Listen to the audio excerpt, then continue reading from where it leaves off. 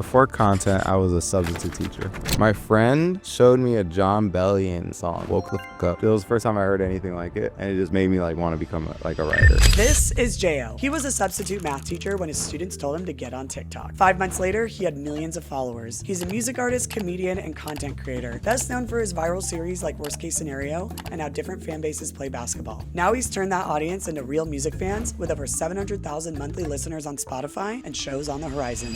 1 million SZA likes it. A bunch of people like it. I was like, oh my God, what happened? So I was telling all my friends, I'm on TikTok back in September, October. And the pandemic kind of messed me up mentally for sure. I have 1 million followers and no money. I went from 40 million views a week to all right, let me try and storytell. And I remember posting a storytelling video and it got 150K views. And to me, that was a massive flop. The album's called Antidepressants. Oh, okay. That's a scenario, the first one.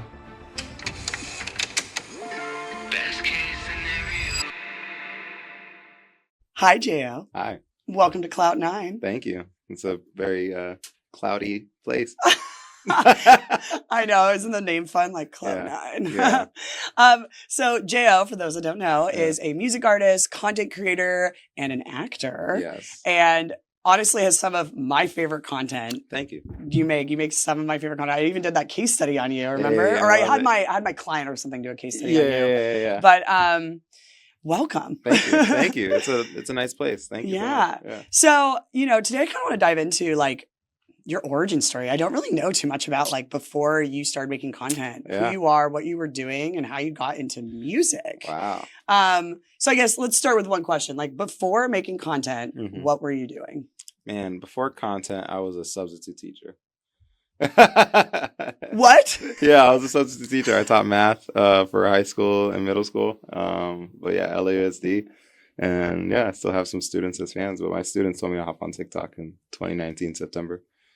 Wow. Yeah. Was it, did you hop on when it was Musical.ly or TikTok? TikTok, yeah. Okay. I didn't even know about music. I didn't even know what it was. I was posting covers at the time, but like on YouTube and IG, but they were like, you're funny, you need to hop on TikTok. So here I am. Hopped on TikTok. Yeah. Were you always making music? Always as in no. Growing up, I would sing, but everybody would tell me shut up, so I didn't know I could sing.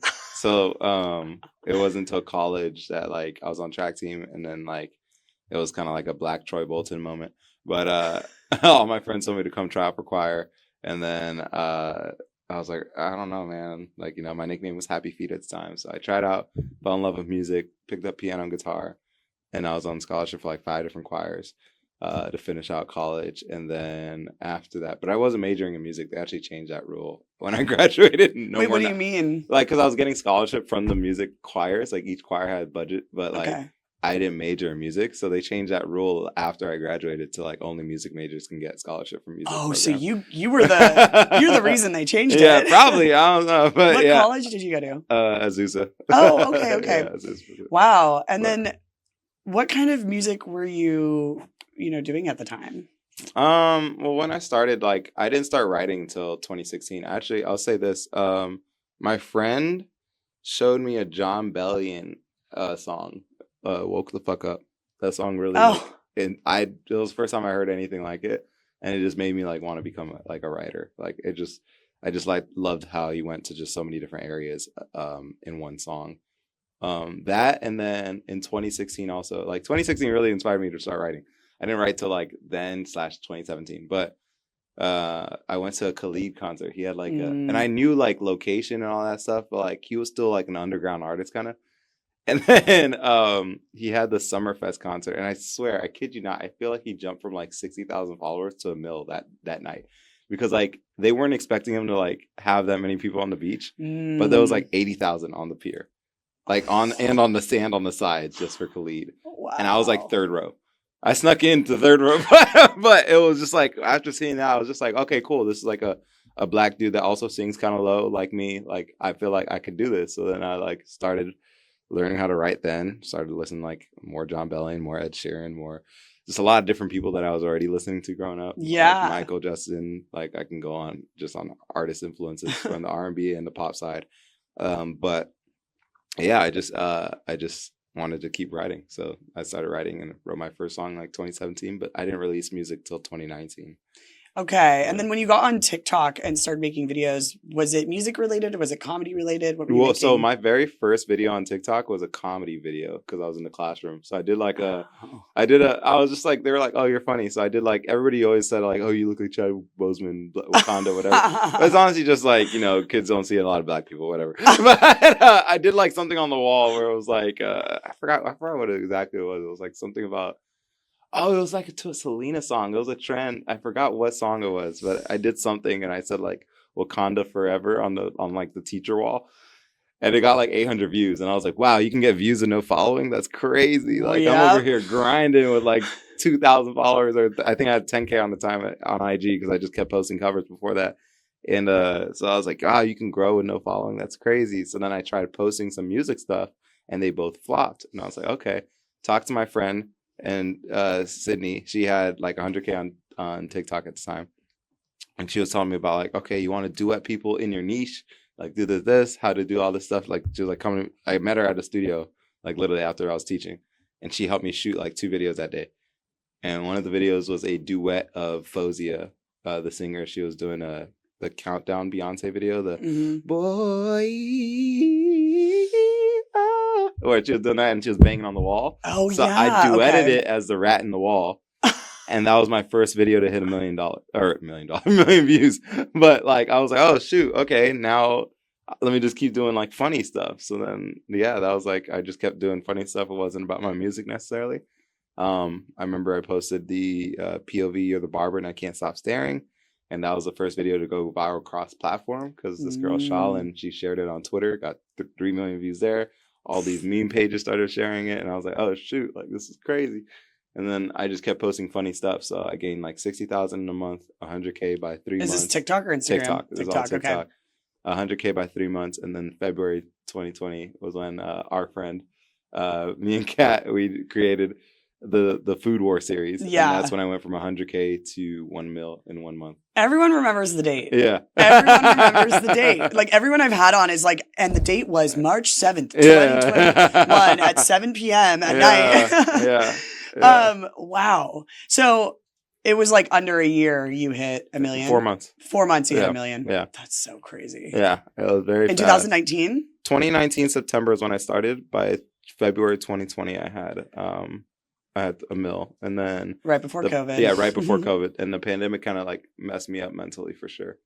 Really? Yeah, because like all my content that time was outdoor. Like I was doing stuff with Kat, like we were going to different like places and stealing each other's food. But at the same time, I was also like, I'm not happy not doing music because I was still like making music. Like I was a musician at the core. So I was like trying to figure out how to do music stuff in between and nobody's listening.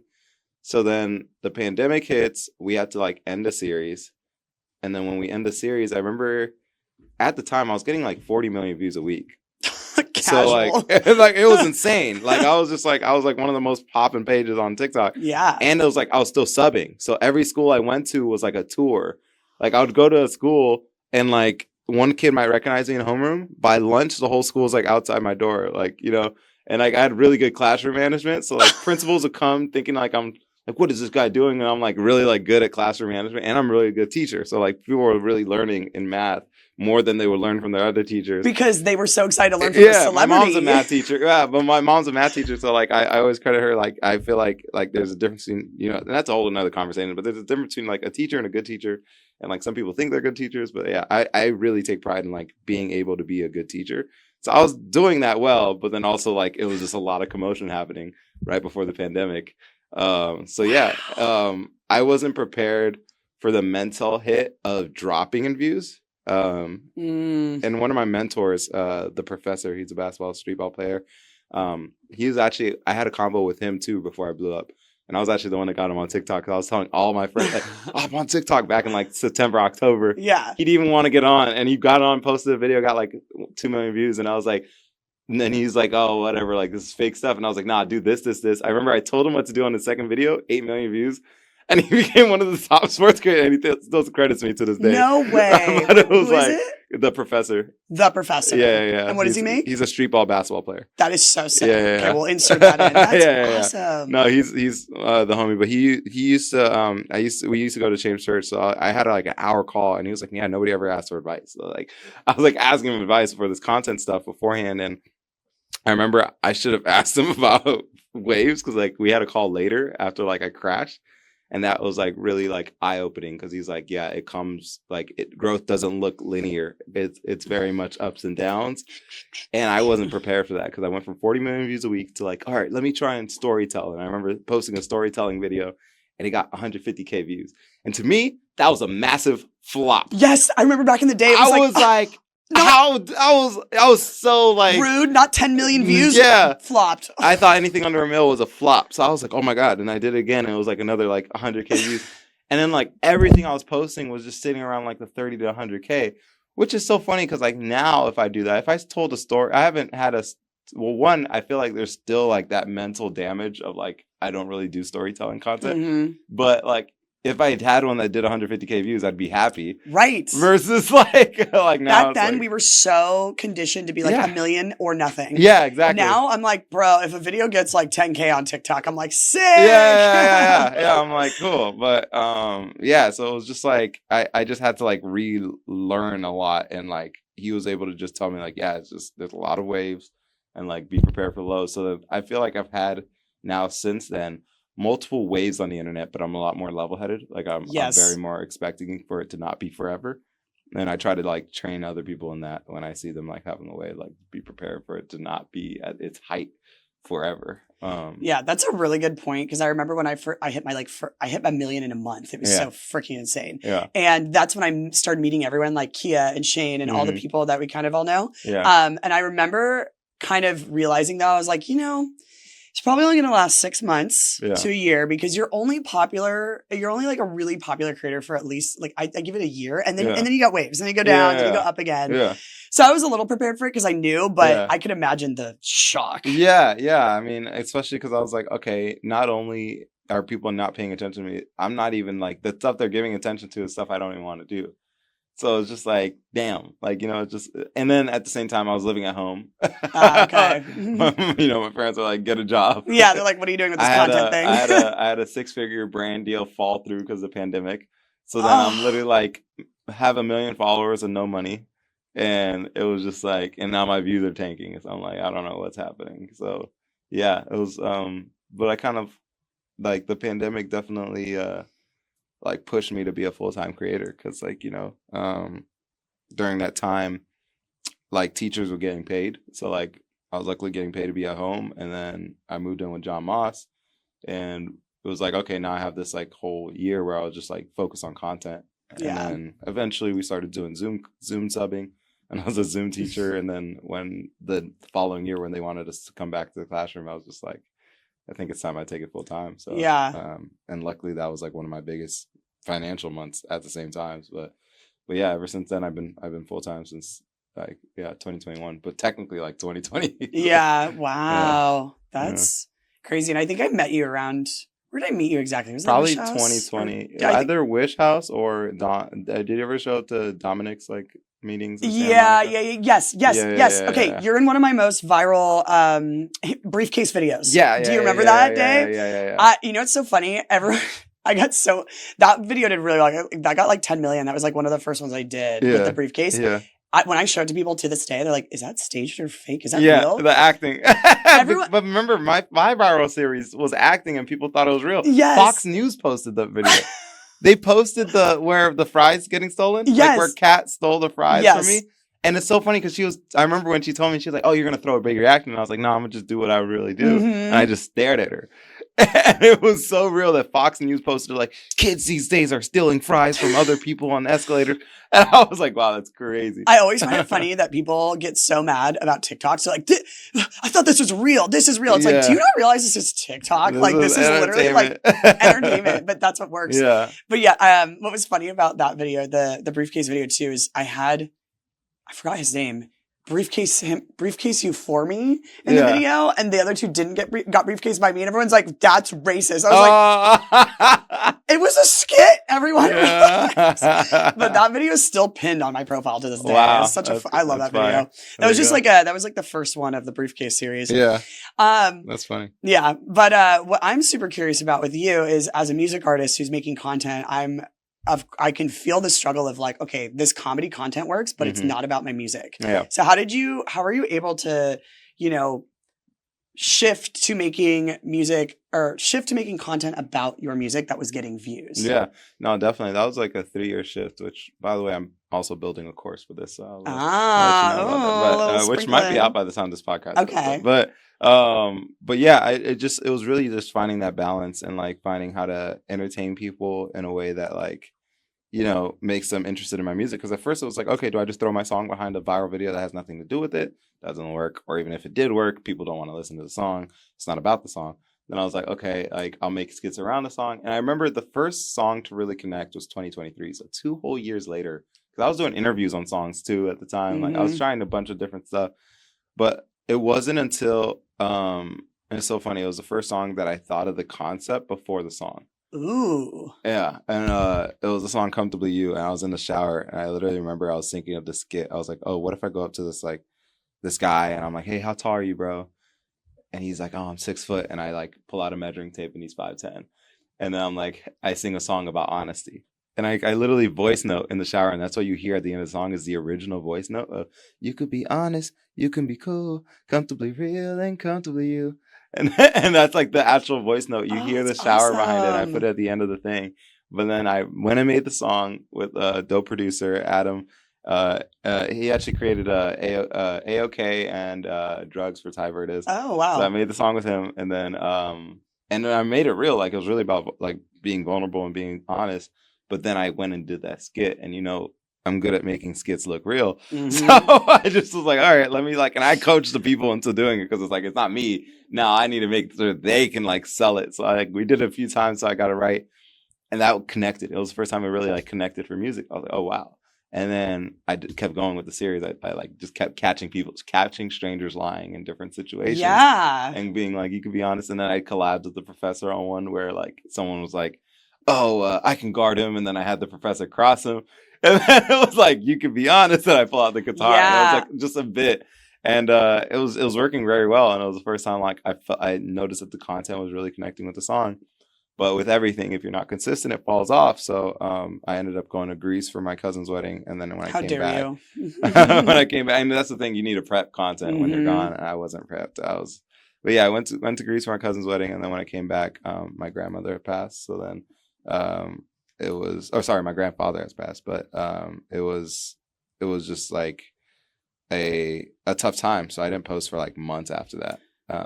And then yeah, so then when I came back to trying to do the series, it just wasn't working again. So then I had to go back to square one. And now it's like 2024 because that was November 2023. So it's 2024. And now I'm like, okay, how do I get people entertained again? And it's like, you know what? And I say this in my course too. Like, you can't expect all your content. Like as a musician, you have to kind of realize like if you're asking people to listen to your music, you're kind of like selling a t-shirt, and all your content can't just be about like buy this t-shirt. At some point you have to give value to the customer, to the consumer. You have to give value to the consumer. Yeah. And I remember it was funny because I actually talked when I was with the professor shooting the first series. I told him about this idea I had, and it took me almost 7 months to actually do the idea. But it was when I came up with the basketball series idea of doing like how music fans play basketball. So how SZA fans play basketball, how Kendrick fans play basketball. And the reason I thought of that, because I was like, okay, how do I target the audiences I want while doing something that I love while also introducing music? Because then if I introduce my music on other content, it won't be so foreign to them. So then I started doing that series. I did 3 videos. I did how Giveon fans play basketball, how John Legend fans play basketball, and I did a how Steve Lacy fans play basketball, just because I had some funny ideas for those. And we were figuring it out. I posted those. They all flopped. And I was like, okay, whatever. I tried 3 times. I actually only posted 2 because both of them flopped. I wasn't even going to post 3. You're like, 6 weeks later, Giveon takes off, like 500K views, just out of nowhere. But I did notice, even when I first posted it, even though they flopped, they were like 5 to 8K views. I noticed that it was like 8K views with 4K likes. So I was like, this is potent. I was like, this is like 2019 TikTok potent. Like, I was like, what the heck is this? But it just stayed there. Yeah, I was like, you never get that ratio where the likes are like that high. So I was like, it just stayed there. So I was like, all right, I'll just like sit with it. And then like 6 weeks later, it took off to 500K views. And I was like, okay, let me do more. And then I did Drake, Chris Brown. And I think I only did those 2. But Chris Brown was the first to share it. on his story. Oh, no way. But he didn't tag me. But like, it was the first Damn time, it. like, I was like, okay, now I'm motivated. Yeah, because you're People like, I'm like getting this. their attention. Yeah, I was like, you put it on a story, so a bunch of people were DMing me like, do you know you're on Chris Brown's story? And I was like, oh, shoot.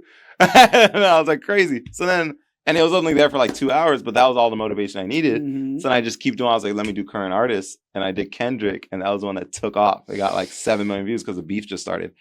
And then at the same time was when I linked up with this videographer. I had some ideas for my music content. So I always credit like the reason why the music content worked was because I was also entertaining people on the other side. Yep.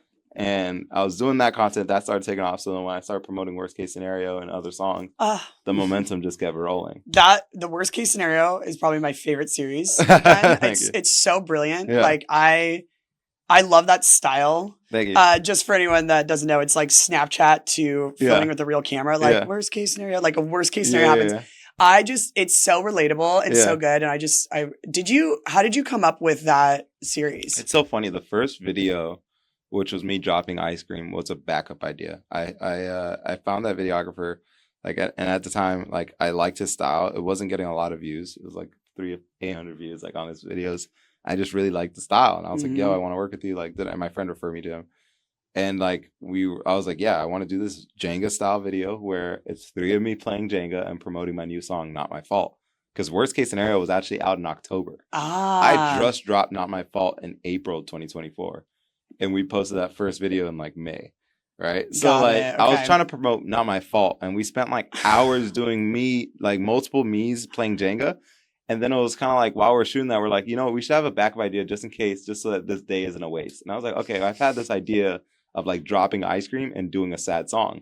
At that time, I had 2 sad songs, Fool and Worst Case Scenario. And Worst Case Scenario came out, but I only did 1 post to it. So I was like, you know what, maybe I'll do another post to it. So it just like so happened that that was the song I picked instead of picking a different song. And it just connected. That was the first video we posted because it was easier to edit.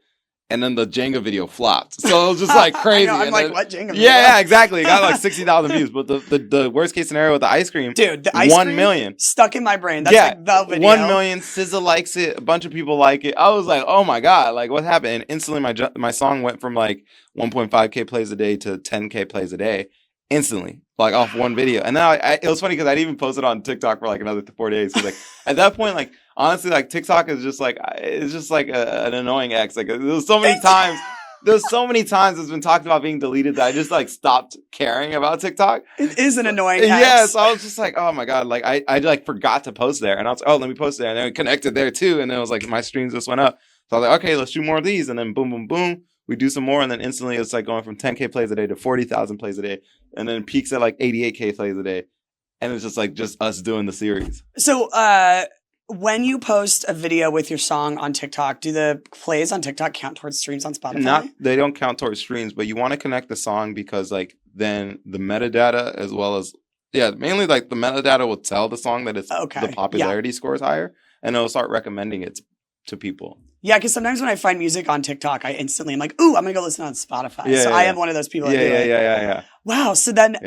like, how many videos a day were you making for this series? Like, not even, like, honestly, it's so funny. People are like, oh, you're consistent. I was like, I wasn't even, like, as consistent as I wanted to be. I wanted to post daily, but I probably was posting, like, 2 to 3 a week. It's still a lot. And, I mean, yeah, it was great, but I could have been posting stuff in between. I could have been telling my story in between. There's so much stuff I wanted to do that, like, because I'm spearheading everything as far as like, you know, I had editors and stuff, but I'm like the one posting on my page. I'm the one like coming with the ideas, where I'm setting up the brainstorm calls. I'm like I'm getting the merch, getting the products, getting the props, getting everything. Because you're the pro. Yeah, like, you know I'm like I see the vision, you know, like I'm leading the people to water. Yeah. Like, it's tough to let go of that control or like having someone to do it for you because it requires a lot of training. Yeah, exactly. It's like, a lot of training. And that's the thing I've come to now. It's like I've trained like a lot of editors at this time. And it's like either it's just really hard to get people to stick with you once you train them. But like, you know, it's like I've trained a lot of people because it's like I have the vision. I know what works on content. I've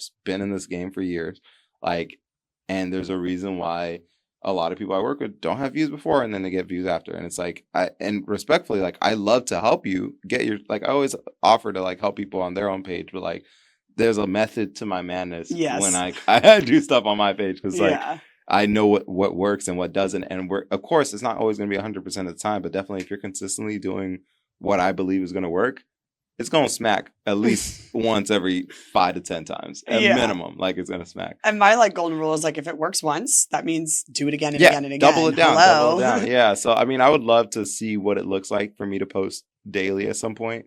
I always preach that to other people I worked with because a lot of people have hired me to work on other campaigns, which I don't have a lot of time for. So I rarely even do that. But it's like, when I get people posting on a very consistent basis, I've seen the views go up 10 million, 8 million, 9 million on a song promo and stuff like that. So it's like, it's just like if you figure out the formula, you understand the content, and then you do it consistently, you're going to see an impact on, at least your page. And then people converting to the song is really just a matter of the song. I will say that. Thank you. Oh my gosh, I'm so glad you said that. I say this all the time. There have been a couple music artists who have asked me to help them like with content. Yeah. And I'm just like, the song's not that good. Yeah. And I don't care. I don't take every song when I do. Yeah. If your song isn't good, there's no amount of content you can make because people aren't going to like the song. Like, I know what songs are good because I'm someone that's scrolling, and when I see a music artist do a good video and it's a good song, I'm like, oh, Spotify instantly, add to playlist. Yeah. And like, there's a lot of people that I'm not going to drop names, but there's a lot of people that get a lot of more views than me that their numbers aren't there on Spotify. Oh, interesting. Because the content, the music is not connecting. And not to say like, oh, I'm the best music artist in the world, not at all, but like I'm always improving and focused on the music and making sure that it connects. But I also think the music in itself can be a hook. Like I think, like I always back analyze and I'm like, okay, worst case scenario, those words are a hook. Oh, so good. Like worst case scenario, you're like, oh, what else do I want to hear? What else do I want to hear? Like I need to finish that sentence and then I say it again and then I need to so I instantly hook you in with just the song alone. Then I have a visual hook. So it's like there's things that work and elements that work that weren't necessarily planned, but like I'm able to look at that, analyze it, and then rehash that in the future. And that's why I just wrote best case scenario. Oh, is that out yet? No. It's going to come out in March, probably by the time this comes out. Is it going to be same flow or like? Is kind of similar. I like kind of like reconstructed, but like I made a whole different song. Oh, I'm excited. That's exciting. Yeah, it's fun. It's I think it's better. Ooh, okay. Best case scenario. Yeah. Although I don't know how many people can relate to good things. Though. Yeah, that's the thing. That's why I made best case scenario sad song. I can sing the chorus for you. Ooh, okay, do it. I want to hear it. It's best case scenario, I'll only cry a tear. No matter where I go, I'll see you everywhere. I wish you the best I do, but I know I'll be missing you. So, best case scenario, I'll only cry a tear. Ooh. Yeah. So it's still a sad song. I was going to say, is it like a breakup song? Yeah, it's gives me breakups. It's the post-breakup. I wanted it to feel like a breakup and a funeral at the same time. Yeah, I like that. No, it's definitely like, it's like everyone can relate to that in a sense where you're like, okay. Mm-hmm. Have you thought of concepts for what you're going to do for this song? Oh, so many. There's so many, yeah. There's so many new ones, but also I could just stitch every single worst case scenario video and just like go right into the best case scenario. It's brilliant. It's like, I was like, okay, you know what? Like, because right now I'm like, I don't own worst case scenario right now because I did a single deal on that. That's a whole nother story. But but I was like, you know what? I'm gonna just make a best case scenario and get that money. There you go. So, yeah. So you also went on tour with Bryce Vine. Yes. Right? How was that tour? It was great. It was really fun. I went on tour with him, Anise, and Crash Adams last year. Love those guys. Yeah. Oh my God, they're so great. They're my roommates now. Oh wait, really? Yeah. I gotta get them on the podcast for sure. Great. I'll hit them up. But no, they're awesome. They're love them. Bryce's tour was the first one I did like the full tour. Bryce is also the first artist I opened for in general because he let me open in 2022 for like 4 shows. I love him too. Yeah, big fan. Great. Oh yeah, we saw him at the Winston House in LA one time, and he's a vibe. Yeah, he's a homie. We've been friends since 21. But we like I help him out with content and stuff too. But yeah, the tour was great. It was phenomenal. It was a party. It was lit. It was really cool to just like learn so much on tour. Have you ever been on tour before? Not before that one. Not a full one. Yeah, and like from substitute teacher to going on tour. Like how cool is that? You make and spend so much money. You have to learn a lot. Really? Oh yeah. My finances, like I made and spent probably a total of like $80K. Holy shit. And I was like negative $2K at the end of it. What are you like like all in the span of 2 months. I mean, look, so you got like 11,000 on the van rental. You got a drummer you're paying. You have hotels you're paying. You have an assistant. I had my cousin on as well. And then it's like food. And then as an opener, like I was lucky, like a lot of openers don't have like a crazy budget, but like my budget was $1,500 a show. So that was like on the upper side for a first time opener, especially. But most openers will probably get that $1,000 a show budget. But merch kind of helped up for it. But at the same time, I had the front merch. So fronting merch was like another 20,000. About because like the first tour, I didn't know how much I was going to sell. And I was selling a lot. So I probably put up like 10,000 at first or 14,000 in merch. And then I was selling so much I had to call my friend, and then I didn't know how to ship stuff like cheaper. So we're using UPS, which was just another $800 fee, $1,400 fee to ship stuff. When I learned about all this other stuff, I learned about what do they call it? Southwest Cargo, and just like different, Delta Cargo, all these different ways of shipping for a lot cheaper by using planes and all that. So it was a learning experience on the first tour for sure. It's one of those things you're not going to know until you do it. You don't have to learn on the go. And I didn't really have people helping me at all. So I had to That's crazy. I had to figure out everything. But I mean, I will say I did have Bryce's tour manager, Gino. Shout out Gino. He was helping me. And then Bryce, yeah. So yeah, it was great. Wow. Wait, going back to the merch thing real quick. I didn't realize how important merch is for artists and bands. Yeah. So to give you a little backstory here, Falling in Reverse, this big screamo hardcore band, Ronnie Radke, the frontman of the band, went live on Whatnot for the last 36 days and sold 4 million in merch sales, which is the most one band has. That number, I remember reading this. It was like that number is more than every emo hardcore band had sold in 1 year. That's crazy. And that's insane. And I was like, wow. Because like right now, live shopping and TikTok shop is like the future of social media, which has been the big hot topic. But the fact that an emo screamo band sold 4 million in merch sales in 36 days on live. 36 is crazy. 36 days live. I think obviously he slept, but like all day. That's crazy. And they were I wonder if they ran ads too, because even without ads, that's an insane number. Well, Whatnot. Do you know what Whatnot is? Yeah. Yeah. Like, dude, his fan base is insane. But like, I don't know if they ran ads because I never saw ads. I would just see clips of them posting like organic clips on social media. And I was like, what are they doing on a green screen? I don't understand. So crazy. Come to find out they were live streaming and selling merch. I was like, wow, that's freaking brilliant. So genius. Yeah. Wow, that's crazy. Yeah. It's very important to also have merch that just like in and of itself stands alone. That looks good. Like people want to put their face on a t-shirt, and it's like, if I don't know who you are, first off, even if I knew who you are, why would I put your face on a t-shirt? So like, I have my logo, the smileys, and that's why people were buying merch on tour that never heard of me. They were buying my sales. The merch is cool. My sales are high before I performed, and then higher after I performed, because they're like, I didn't even know who you were. I just bought the hat. And then I was just like going crazy. But yeah, your merch is really cool. It's got like a very cool like aesthetic to it. Like I'd wear it. Thank you. Obviously, I know you, but I'd wear it. Jayo.shop. Put it right here. Yeah. Okay, so when was the last time you went on tour? And you said you're dropping an album. Yeah. So is there a tour coming up? Like what's the plan? Yeah, so my last tour was opening for Crash Adams. Second tour was Nice. That was also fun. So yeah, that was August. So I'm now trying to plan for my first headline tour for May time. We don't have dates yet or anything, but I mean, maybe by the time this is out, we'll probably have dates. But right now, what we're doing is we are having people RSVP their cities so we can know how many people want to come per city. Some people have the option of putting down a card. That way we know you're like really serious about it. Are you fucking serious about exactly. it? So we're doing that so we can know what cities, what size venues we're looking at and all that. So we're scheduling that out. We're also scheduling out an LA show before that, just so I can like warm up show. Warm up show. Bring out a lot of people. I love performing and stuff. But yeah, I have a lot of friends here. I'm born and raised here, so I want to just pack out and sell my own. It's cool when artists do a hometown show and bring everyone. I always find that so just like authentic to them, you know? How big of a tour are you trying to do? We're looking at national, so hopefully like at least 25 shows maybe. Oh wow, okay, like cool. 20, 25. We'll see how many the votes happen.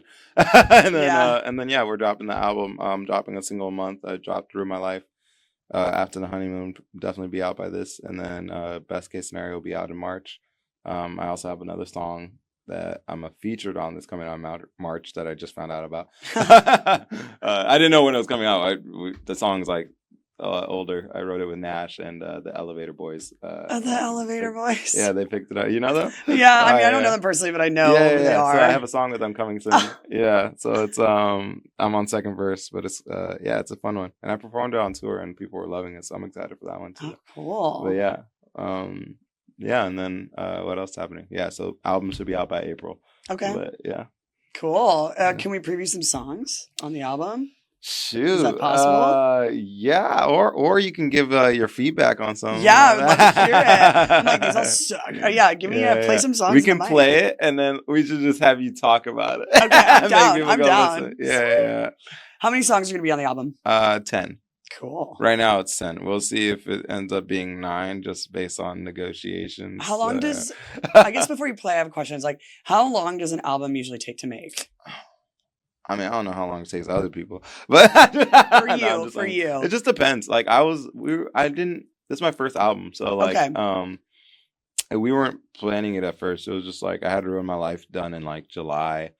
And like I had some other songs from like 2023 and other songs that I was just like, these kind of all fit in the same sonic world that I'm like, why don't I just make an album? I've never done it. Like I really want to make an album. You have the free will to do it. Exactly. Like I want to be an independent artist. I'm tired of the rules of people being like, oh, you got to wait till you have a really big song, then make your album so you can be nominated for Best New Artist and all this. I was just like, I feel like I just want to make an album. And then make more albums. Like, like I'm an artist. Like I'm always promoting a single. Like let's promote an album and then promote each of the singles on it.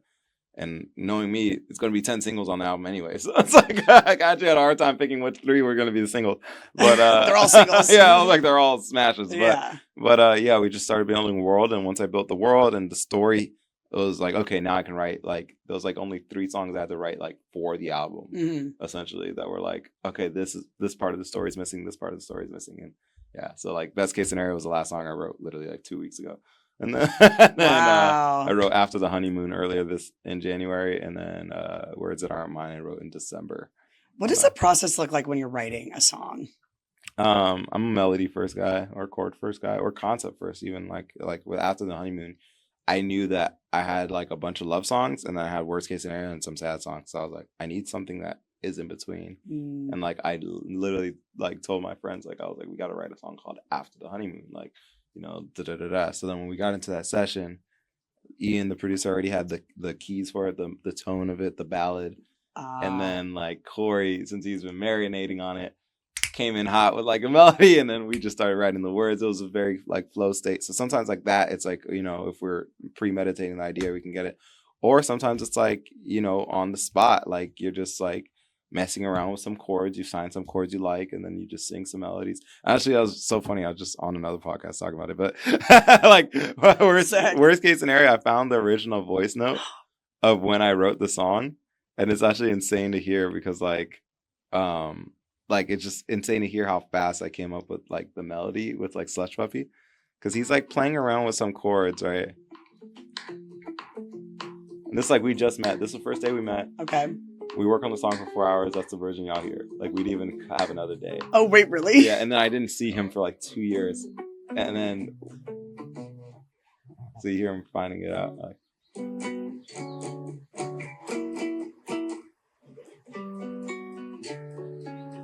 oh, that's so cool. Oh, I fuck with that. And I instantly said that. I was like, that's it. That's it. Like, yeah.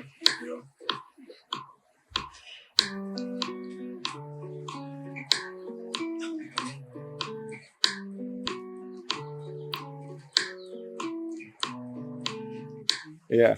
And I'm not even going to pause because I wanted you to see how quick I came up with the worst case scenario melody.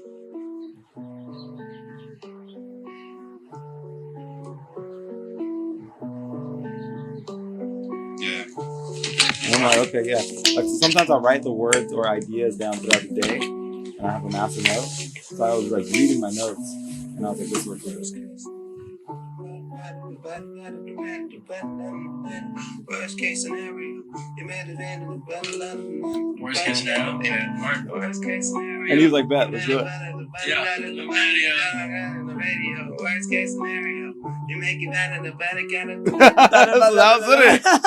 was literally the start of the song, and Wait, that's how that's we so started good. writing it. And like, Have you made any videos about this? no, I wanted to. You need to do a video about this. You gotta do like a little like. Was that just an audio recording, not video? No, it was just audio. Yeah, You could do something with that. I but know. I need people to be in my sessions. I like think a you need videographer. to. Yeah, you got to do something like this. Is so cool. I love a good origin story. Yeah. So I mean, like, I have songs like that just originate like that.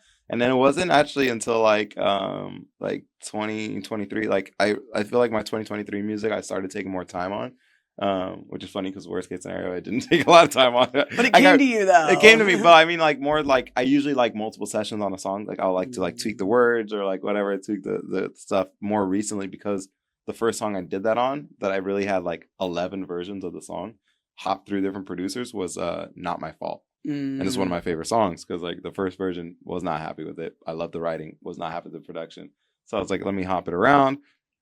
And then we like started working on it. And then I was like, okay, it's close, but like it doesn't feel black enough. I was like, I need a bass. I need a bass player. I had a Mikhail's old bass player, Jamie. And he like sauce. He was like, I get what you mean. Threw some sauce on there. And then it was like, all right, cool. And then I recut the vocal, fit that pocket. And then it's like, boom, now we have this like song that feels good to me. Yeah. And I feel like before that I would have settled. And I was like, no, I want to love a song. I don't want to listen to a song and be like, and change it. Like, I don't want to hit skip on my radio when I hear an old version of my song because I know I would change it. And I feel like some of my older songs are like that, but like my more recent songs are like, these are songs that I feel like I did as best I could do. And I'm happy with that, especially this album. So that's what I really wanted to focus on the album. Yeah, that's really cool. Yeah, thank you. Because I love music. It's so fascinating to me because like I'm such a visual person. Like I can make movies, films, but music is so interesting because it's not visual in my head because it is all sound. I mean, I paint the picture for sure. That's what I'm saying. You do such a good job making it visual, and the Thank fact that you're like, oh, when I have this album, I want to tell a story with it, which Yeah. obviously makes a great album. Storytelling is like Yeah. the essence of everything. Yeah, it's just so fascinating how you're like, oh, I'm going to jump around to different studios until I get it right. I didn't even think about that. I just don't know the music making process very well, right? Yeah, I mean, it's definitely about having collaborative people around you. Because like I'm not over here like, oh, I want to do everything. Like, you know, and I find that like a lot of artists are like that, especially early on. They want to do everything from like, I'm just starting out to be an artist. I'm going to learn how to produce. I'm going to learn how to mix. I'm going to learn how to play all these instruments. And I'm like, you don't have to do that. Like, you don't have to. It's also just the longest route, especially if you haven't been in the lab since you were 12, 14 years old. Not to say you can't do that, but like, what is your actual goal? Is it to be a self-made artist? Because that doesn't exist. Or is it to be like, you want to push yourself in these skills because you want to push yourself? Not to say don't practice these skills. Like, I want to be a great guitarist. I'm practicing guitar. But I'll hire a guitarist in a heartbeat. You know, I'll hire a producer, a mixer. I'll get those people. So before that, I was like just doing what I could do best, which is like writing. My very first song has me on guitar. You know, like I'm doing stuff like that until people want to work with me because they're seeing the talent, and then more talented people are working with me, and then I kept progressing and progressing. Yep. So, you know, I don't get my 2026 songs without having my 2020, my 2019, my 20s, because it's all led to like different people I've met. So yeah, it is about just putting out the content and not being a perfectionist, but at the same time, like knowing like you'll meet your right people around you, people that support you and people that want to help you and people that, you know, you fill in the gaps for them as they fill in the gaps for you. So yeah. Yeah. I mean, we know it with content. Collaboration is like the best way to grow and just get more ideas. Cause man, I miss the Wish House days so much. Those were just such amazing fun days. I knew it wasn't going to last forever. It was just like, hi, bunch of content creators get put into a mega mansion, do whatever you want and have fun. And it was like, it's so funny. I rarely shot content there, but I would still go just for the vibes. You were I know. You were always I was always in everybody else's video. Yes. And that's the thing. Like I always talk about like omnipresence is like a very important thing to have on the internet. Like I'm constantly in a lot of other people's content. Especially like when I stopped doing comedy on my own page, I was still hopping in a lot of my comedic friends' videos, like from Brad or John or like so many people. Like I'll just hop in their videos. Because it's smart. It's like an Easter egg. Yeah, I want people to just get familiar with my face because, like, you know, like for some people, it's like okay, they only got to be seen twice, and someone's gonna be like, I want to follow them. Especially people big giddies. But Really, for though. someone like me, it might need to be 9 times that I'm be putting in front of you before you're like, who is this? Yeah. What is his name? You know? So my focus was like, let me just try and get in front of people as many times as possible. And that's so smart. And I don't think a lot of people understand that, because I know there's a lot of creators with egos who have less followers than us or whatever. And they just are like, well, I refuse to be in other people's videos. It's like, but why? Like, you're literally stopping yourself from having like more success, you know? And it's just the biggest thing I learned early on is just like, throw the ego away. You just make videos on the internet. You're not, just stop, because then more people are going to want to work with you and do more things with you and just like be in other people's videos. It's like, collaboration is great. Like, you get recognized from other people's videos for sure. Like, I've been recognized from being in Jess's videos. I got recognized by a cop for being in a Jubilee video, and he let us go. Oh, you're in the Jubilee? Oh, no way. Yeah, they were like, aren't you the guy from Jubilee? Go. And I was like, look at that. That's great. So, dude, like, collaboration. I was in one of Brad's most viral coffee throwing videos. Like, it has like 150 million views on Instagram. For some reason, the part of just me throwing the coffee, I think my hair is pink, ended up getting picked up and putting in compilation videos all over the internet. I just saw a friend, he's like, oh, I organically saw you throwing coffee at a car in a random video the other day. I was like, that checks out. Like, love Brad. I love Brad so much for including so many creators in his videos. He's very collaborative. It's great. He was on the podcast too. Oh, nice. We talked about trolling and AI slop content. Nice. Yeah. But yeah, no, I think it's really cool. Like, just being like, when you're a big creator, you don't need to just be like, oh, just me. It's like, no, like, still working with other creators. Like, collaboration is how you get far with other people. Right. Okay, so new album. Yeah. Let's hear some songs. Okay, like, play your favorite song. I know that's gonna be tough. That is tough. Yeah, I don't know. I mean, I just know I have the most ideas for best case scenario. But yeah, let's play. What's the album called? Do we have a name yet? Oh, the album's called Antidepressants. Oh, okay. Yeah, it's gonna be fun. Let's see. I'll play you After the Honeymoon. It's funny because After the Honeymoon is probably gonna be out by the time this podcast's out. But I'll play that one just so you know the ballad that I was talking about, and then I'll play best case scenario.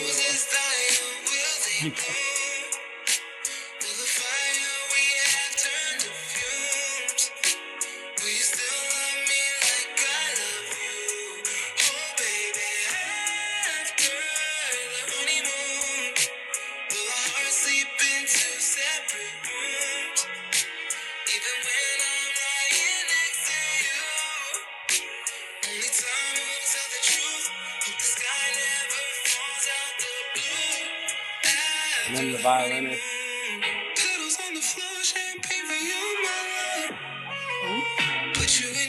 Fascinating. He's a phenomenal violinist. Ooh.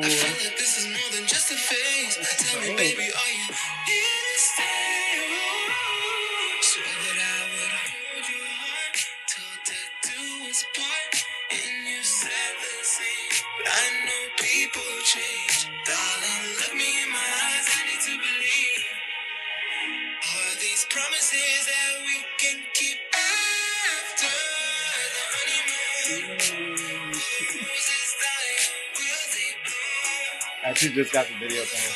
About to upload it. Like a music video? Yeah. Or just, you did a whole music video? Like long form? Yeah, long form. It was supposed to be a visualizer, but the videographer got excited, and we filmed like 6 different angles, and like and then I was like, fuck it, we'll just make it a music video. Sick.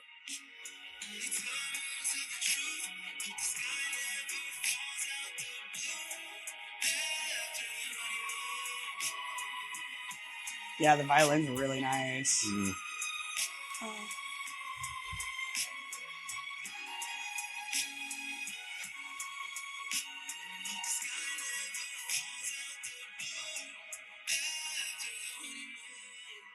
I feel like I already have the lyrics memorized. After the honeymoon. Yeah. It's the phase before the worst case scenario. Yeah. Oh. Yeah, because the worst case scenario, like lyrically, like when you listen to the song, like it's not really saying like this is going to happen. It's saying this could happen. Like these are my intrusive thoughts. This is the worst. Like this is a moment before the breakup. And I feel like that's why it resonates with so many people, because like I try not to solve the problem when I'm writing a song. Like I try to be like, okay, what is the feeling of like you thinking about the worst case scenario? Wow. And let's just write that. And I try to stay there. So that's what happened with like best case scenarios. Like we're writing this post breakup song, and it's like, oh, do we want to be specific about the breakup? It's like, no, let's just write about the emotion and the feeling there. That way people can resonate with that, but also they can feel that same feeling for a funeral or a breakup or loss in general. So yeah, I'll just. What was the inspiration for this album and the songs? Did you go through a breakup that inspired this? No. I mean, I have been through a breakup, multiple, but like, yeah. I mean, the first half of the album is like love songs and stuff, and I think I'm just constantly writing in general. So like a lot of like the stories that I connect with are like I sometimes combine stories into a song. Like I write about the emotions I felt. And yeah, the album is called Antidepressants. I just want to like make people feel seen, make people feel heard, and like I know that my impact in other people's lives. Like I get messages all the time, even when I was a teacher. Now it's like people are like, "Yo, your music helped me get through a tough time. Really helped me, feel better or get out of depression and so on." So I just wanted like to make people feel seen and heard through different aspects and different ratios of the relationship or just different things in life. Because feeling seen and heard is healing. So yeah. Cool. Okay, do you want to share the other one? Best case? Yeah. Best case scenario, first one. Best case scenario, only cry a tear. No matter where I go, I'll see you everywhere. Still hear your voice every morning. Still text your phone when I'm lonely. I don't expect you to answer, no. Guess that's just my way of mourning. My life's a mess, cause I can't forget the memories you left me with. Oh, I pray and I pray for a day that I don't think of you. Best case scenario, I'll only cry a tear. No matter where I go, I'll see you everywhere. I wish you the best I do, but I know I'll be missing you.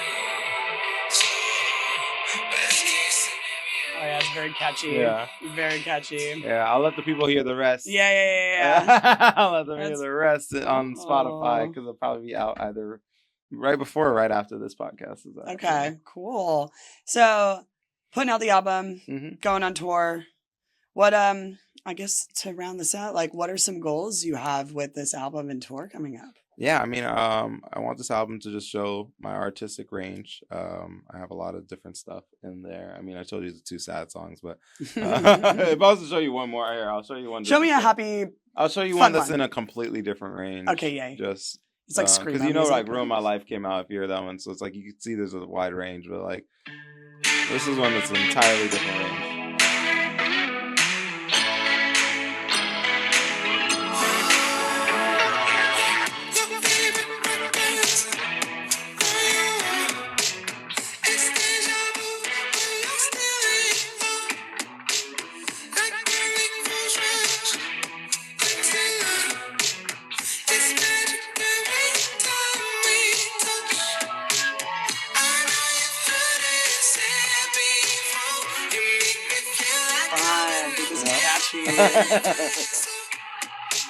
I'm like, I can hear this on the radio already. Yeah. That's what I was saying. It was hard to pick a single. Damn. It's tough.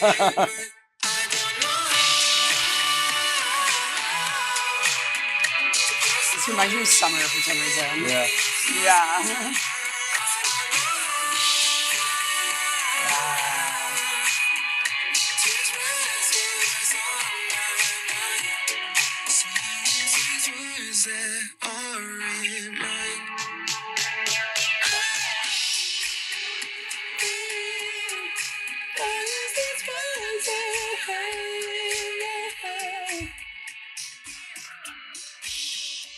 Wow. Yeah. Fun. Oh, Yeah. Yeah. I'm So so yeah, excited. there's a range on the album, but yeah, essentially it's like the goal is to show my range. The goal is to connect with people, and really establish myself even more as a full on independent artist. And yeah, go on more tours, go on bigger tours. I love performing. I love connecting with people. So I'm just looking to do that this year, and I think this is going to be a big year. Yay. Oh my Yeah. gosh, so exciting. I'm really excited for this. Thank you. Yeah, Yay. thank you. Yeah, I'll definitely have to come check out a show. Yeah. Obviously LA, but if you come to Vegas too, we'll see. Yeah. Well, cool. Let everyone know on the podcast where they can find you. You can find me everywhere at Jayo, whereas Instagram, Spotify, YouTube, TikTok, Snapchat, everywhere at Jayo. Apple Music, Everything. All right, last question. If for anyone watching who's like a first time content creator, especially in music, what is your like number one piece of advice?